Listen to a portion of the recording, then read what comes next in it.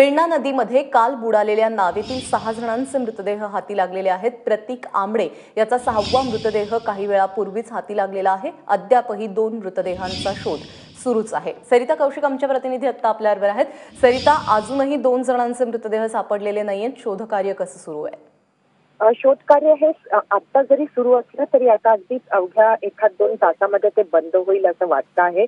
कारण एक तर आज ढगाळ वातावरण आहे आणि अंधार झाल्यावर काल सुद्धा जी अडचण होती तीच आजही अडचण आहे। अशी काही खूप मोठे फ्लॅशलाईट किंवा हे बरोबर नाहीये। त्याचबरोबर अंडर वॉटर हे फक्त जगदीश खरे यांच्या मदतीने तिथं डुबकी लावून या बॉडीज आज पाहण्यात आल्या होत्या। त्यामुळे आता इथं पुढे ते काम सुरू ठेवण्यासाठी जी काही साधन सामुग्री लागणार आहे ती सध्या इथं नाहीये आणि त्यामुळे आता अगदी अवघ्या 1-2 तासामध्ये जर का उर्वरित दोघांचा शोध लागला तर हे काही होऊ शकेल, नाही तर आता आजसाठी हे शोधकार्य बंद सुद्धा करण्यात येणार आहे।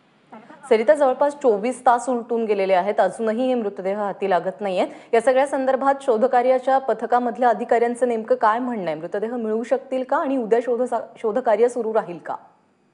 रेश्मा, सगळ्यात महत्वाची गोष्ट ही आहे की ही सगळी घटना घडून जवळजवळ काल रात्री या शोधकार्याला सुरुवात झाली असं जरी म्हटलं जात असेल तरी त्याला खऱ्या अर्थानं शोधकार्य म्हणताच येणार नाही। कारण कुठल्याही साधन सामुग्रीच्या विना जे आजूबाजूचे पोहणारी मंडळी होती त्यांनी ज्यांना वाचवलं किंवा जे स्वतः पोहून आले तेवढीच मंडळी तिथे पोहोचली।